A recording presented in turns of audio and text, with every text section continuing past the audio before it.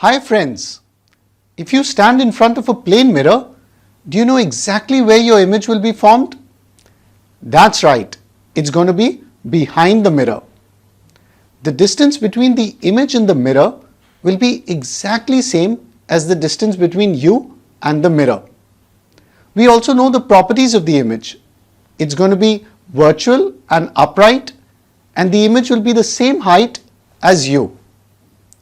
But now if I replace the plane mirror with a concave mirror, can we predict where the image will be formed? It's not so easy now. Or if I replace it with a convex mirror, where will the image be formed? What will its properties be? In this video, I'm going to make the topic of image formation for spherical mirrors, that is the concave and convex mirrors, really easy for you. And as usual, we'll finish off with our top 3 questions on this topic.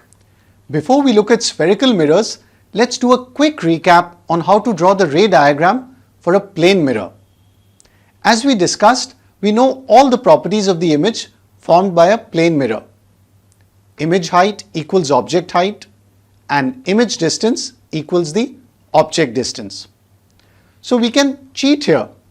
We first draw the image and then we draw the light rays and produce them backwards to match the image. We take 2 rays from each point on the object because you need a minimum of 2 rays to obtain a point on the image. So for a plane mirror, the image is drawn first and then the light rays. But we can't do this for a concave or a convex mirror because we are not sure of the properties of the image. We must use the light rays and the light ray rules for obtaining an image for spherical mirrors. Let's start with the concave mirror. The concave mirror is a converging mirror.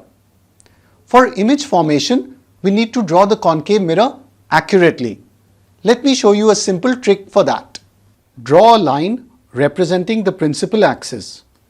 Using a ruler, mark 3 points where C is at 0 cm, F is at 3 cm and P is at 6 cm. You can take any convenient distance. F should be exactly in the middle such that CF equal to FP. C is the center of curvature, F is the focus and P is the pole of the mirror. Now use your compass to draw an arc for the concave mirror. The compass point should be placed at C, the center of curvature, and the radius of the arc will be CP, which is equal to 6 centimeters in this case. Mark the back side of the mirror with these dashes. Now let's talk about the rules for image formation of a concave mirror. Light is a very visual topic, so I suggest you to keep pausing the video and drawing the ray diagrams for these rules in your notebook.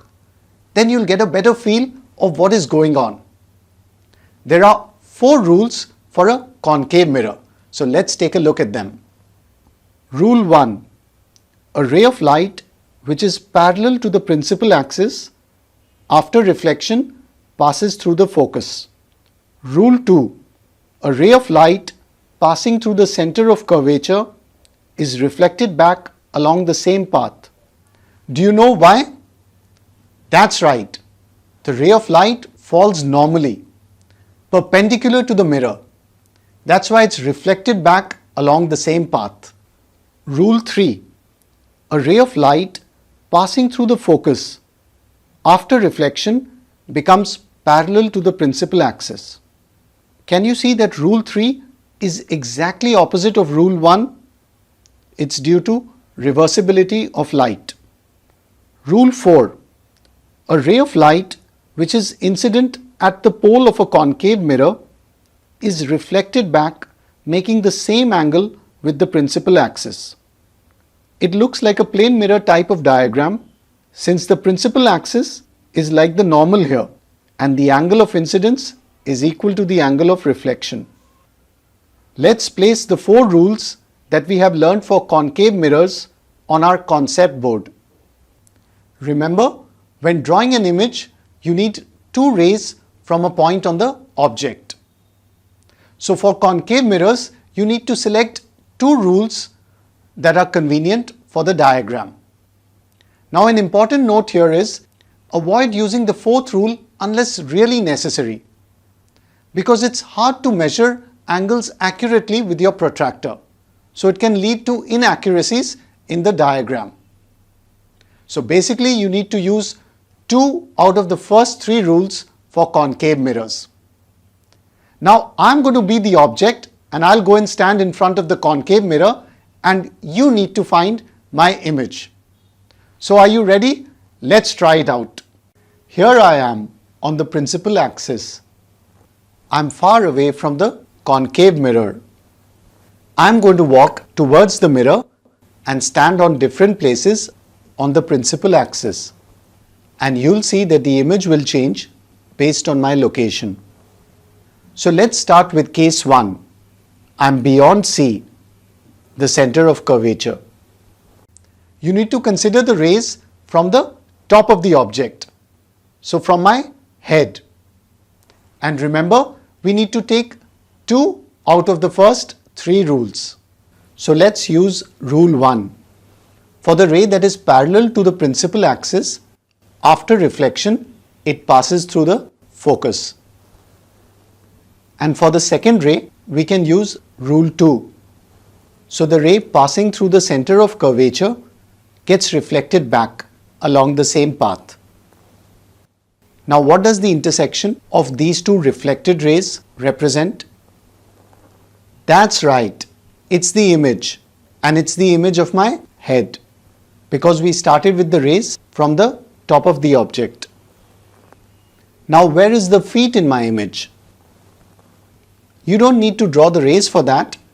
The feet lie on the principal axis. So we can simply extend the image to the principal axis and find the bottom of the image.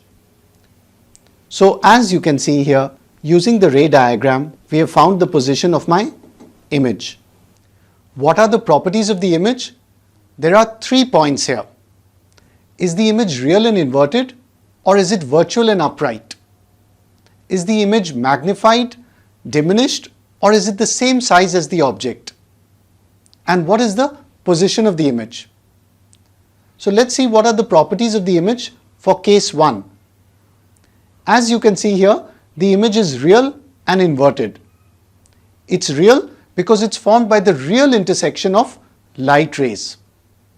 And it's upside down. So it's an inverted image. As you can see, the image is diminished because it's smaller than the size of the object. And the position of the image is, it's located between the center of curvature and the focus. You'll find similar diagrams in your textbook. Of course, I won't be the object there. Usually we use an up arrow to represent the object, and it's marked as AB. And the image is also going to be an arrow and marked as A', B'. Here the arrow of the image is inverted since it's an inverted image. Now let me walk closer to the mirror. I'm going to stand at C, the center of curvature, for our case 2. Once again, let's draw the rays from the top of the object. We need to use 2 rules from the first 3 rules. So for our first ray, let's use rule 1. The ray that is parallel to the principal axis, after reflection, passes through the focus. Now I can't use rule 2 since I am standing on the center of curvature. So let's go ahead and use rule 3. The ray that is passing through the focus after reflection is parallel to the principal axis. So this is our second ray here. Where is my image? As you can see here, it's exactly below me.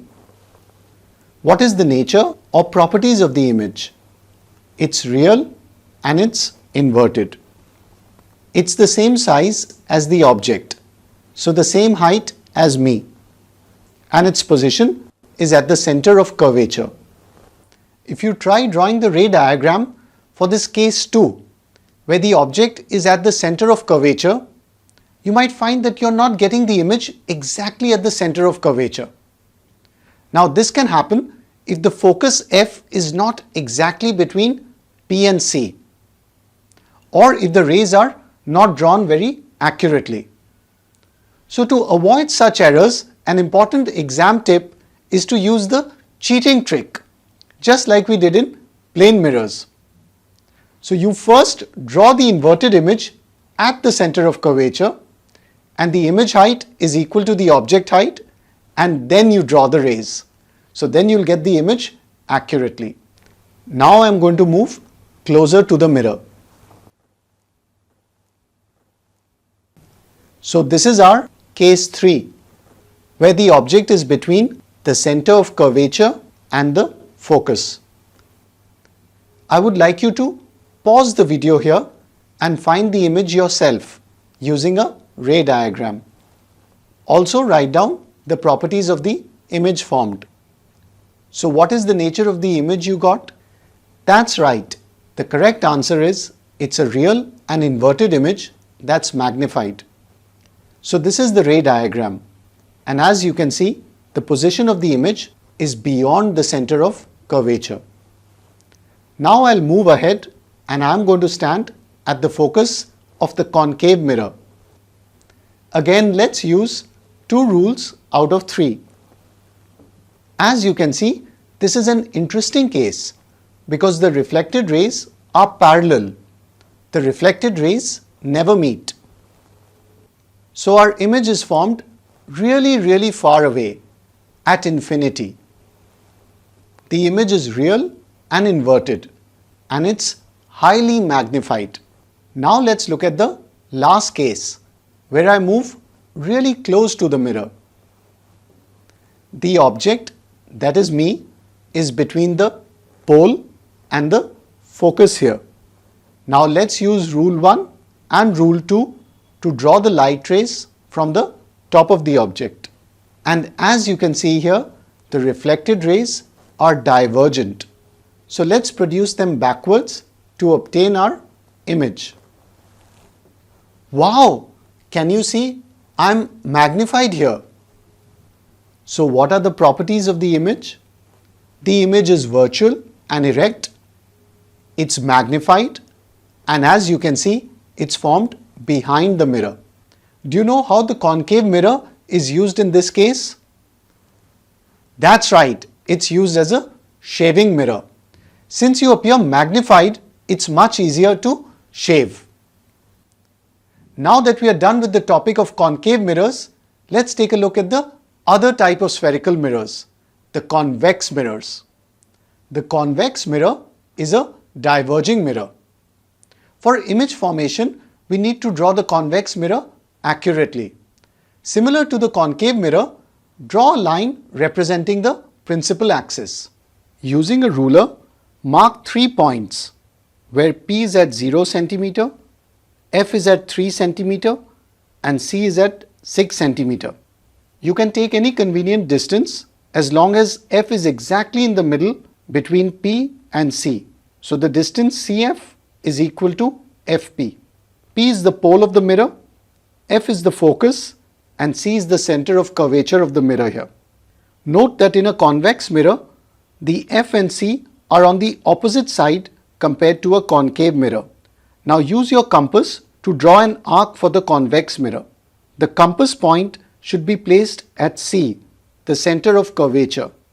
The radius of the arc will be Cp equal to 6 centimeters in this case. Mark the back side of the mirror with these dashed lines. Now let's talk about the rules for image formation of a convex mirror. Just like concave mirrors, there are 4 rules for a convex mirror. Rule 1.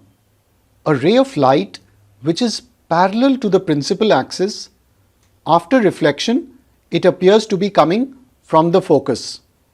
Can you see that the real rays are shown in solid lines, and those behind the mirror are shown with a dashed line? Rule 2. A ray of light going towards the center of curvature of a convex mirror is reflected back along the same path. Rule 3. A ray of light going towards the focus after reflection becomes parallel to the principal axis. Can you see that Rule 3 is exactly opposite of Rule 1? It's due to reversibility of light. Rule 4. A ray of light which is incident at the pole of a convex mirror is reflected back, making the same angle with the principal axis. Here the angle of incidence is equal to the angle of reflection. Let's place the 4 rules that we have learned for convex mirrors on our concept board. Similar to concave mirrors, avoid using the 4th rule unless really necessary, because measuring angles accurately with your protractor is hard and it can lead to inaccuracies in your diagram. So basically you need to select 2 out of the first 3 rules for convex mirrors. Once again, I'm going to be the object and I'll go and stand in front of the convex mirror and you need to find my image. So are you ready? Let's go ahead and try it out. Here I am on the principal axis at a certain distance from the convex mirror. Again, we need to take the light rays from the top of the object. So my head. Remember, we need to use 2 rules from the first 3 rules. So for the first ray, let's use Rule 1. The light ray that is parallel to the principal axis after reflection appears to be coming from the focus. And for the second ray, let's use Rule 2. The light ray which is going towards the center of curvature gets reflected back along the same path. Now where do these 2 reflected rays meet? The reflected rays are divergent here, so we need to produce them backwards. And the point where they meet is the position of the image of my head, since we considered the rays from the top of the object. Now where are the feet in my image? That's right, on the principal axis. So we simply need to extend the image down to the principal axis and we get the bottom of the image. So you don't need to draw rays for that. And as you can see from this ray diagram, we have found the position of my image. What are the properties of the image formed here? The image is virtual and upright. It's virtual because it's formed by the reflected rays extended backwards. The image is diminished and as you can see, it's formed behind the mirror. Now let me walk closer to the convex mirror. Again, we are going to use 2 out of the 3 rules to obtain our image. And as you can see, the image formed has similar properties. It's virtual and erect, it's diminished, and it's formed behind the mirror. Remember, the concave mirror had so many different cases, but the convex mirror is the easy one in the syllabus because it doesn't matter where you stand in front of the mirror, the image properties are always going to be the same. It's going to be virtual and erect, diminished, and the image will be formed behind the mirror. Have you noticed the convex mirrors used at the intersection of roads? What is the nature of the image produced in the convex mirror? That's right, it's always virtual, upright, and diminished. Imagine if that convex mirror gave an inverted image, then the driver would get all confused and an accident may happen. So the convex mirror always produces a virtual, upright, and diminished image. I hope the image formation for concave and convex mirrors is super clear to you now. Light is a very visual chapter, so I would suggest you to practice by drawing ray diagrams and trying to predict where the image is formed. Then you'll feel more confident about these light ray rules.